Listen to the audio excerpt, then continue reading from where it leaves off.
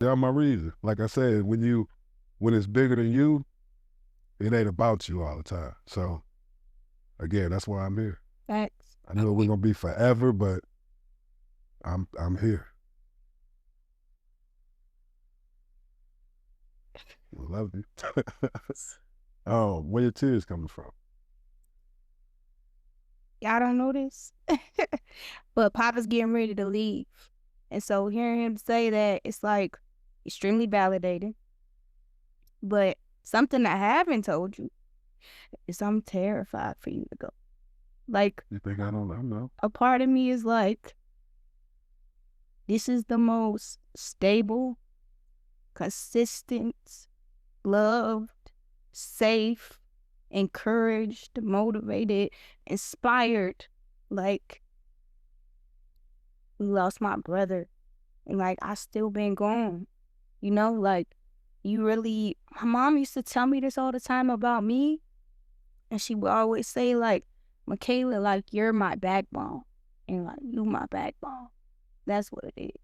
And so it's like knowing that you can walk and knowing that you can stand up and have a person and a force of energy that is just constantly reminding you that you are big, and then being scared what happens when you have to go and you have to do that mirror work without that person standing behind you, it's intimately as we're able to now, like you remember when that all that stuff was going on, I came right to your room. Like even being in the home now, like I've done things and set up things in this house that, not to take nothing away from any home I've had before then, but like I said, it feels the most like home. Like this is the home that when I was a kid and I'm 3.5 years old and I'm praying about, just the things I want to see in my home. Like this is the one that has been created here. So it's like, it's bittersweet because it's like, I pray for you every day, like I pray that your journey of being purposed in my life doesn't make you have to shy away from you. So that's another reason for my tears and you saying like we part of your purpose is because it's like, I always want you to feel like your time here was valuable, that it was sufficient, that it was what you needed, because it's overly what I've needed. What we need. For sure. That's why I tell you too, it's even you being a woman, like I understood. Even when we used to go out to dinners back when you was 10, 11, pull out a chair. I'm like, this is what a real man to do for you. Pay for it. This is what a real man to do for you. Talk to you. This is what a real man. Wait till you get in. This is what a real man to do. So planting them seeds and seeing that coming to fruition, like I said, now it's bittersweet for me too. That's why coming back, you know me. Yeah. I was in my head thinking because I had to pray and make sure that this was the right move for me. Yeah. And it was from God. But like I told you, I'm so seeing you now, seeing your growth since I've been here. Well, seeing you back then, I see, like I say, I see in you what you haven't seen in yourself. But I know now I can be comfortable when I'm not here. But I'm never leaving you. Yeah. I just, like I said, I gotta go take care of me so I can take care of y'all. And I respect because you are part. Facts. That part. So it's. And I think I've been telling Court, man, I've been telling her like almost every other day. I was like, dang, I'm just like overly emotional, like I'm PMSing or something. But it's like that's kind of what I've learned about myself. Be like my process of preparation now. It's like let yourself feel it as much as you possibly can. Honor whatever it is that you are feeling, whether you're writing out, talking it out, speaking it out. I was reluctant to even tell you that I was nervous, but it's like I knew I was going to say it when I sat down with you just now. I knew I was just going to tell you because it's like you have definitely cultivated a safety with me being me. Like I'm okay with it.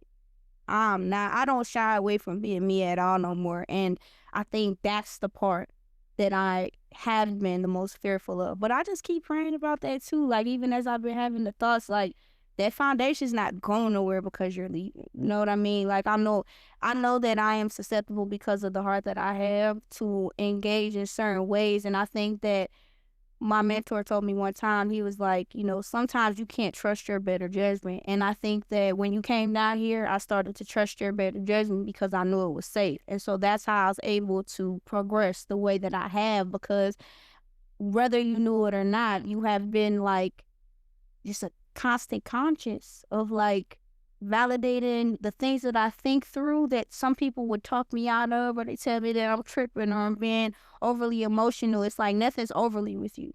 It's okay for me to be just as I am. I don't have to shy away from it. I don't have to negate what it is I'm feeling and prioritize what somebody else is feeling. And it's like, you so selfless. It just helps me to remember like it's okay to be this way. And so I don't want to, and this is like a proactive prayer I've been having, like I don't want to go back to what I had to unlearn. And so I just been praying to God, like that's another reason why you saying like, I'm going to be okay. It made me emotional because it's like, I'm doing the work, and no matter what it is that I do that I feel like I'm not all the way there for, like that's something I got in the bag. Like, I know how to be me. I know how to show up. I know how to advocate for myself. I know how to draw boundaries. Like, I'm powerful. And that's what Fast. Since I met you, that's what it's been. Yeah, but it's like, I think I see me the way you see me, and I'm getting closer and closer to it. And it's like reminiscing about what the last year and a half has gone like. Y'all don't know it, but this man literally packed up all his stuff and moved here to come here on January 1st, 2024. He has been constant.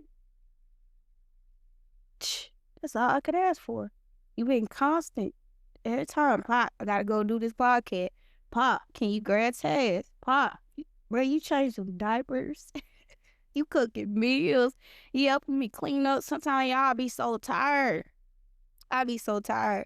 Just emotionally, being a provider, being a mom, being, spearheading big energy and constant conversations where I'm just spreading love and pouring love when I might be a little low on my meter. Like, you're a constant.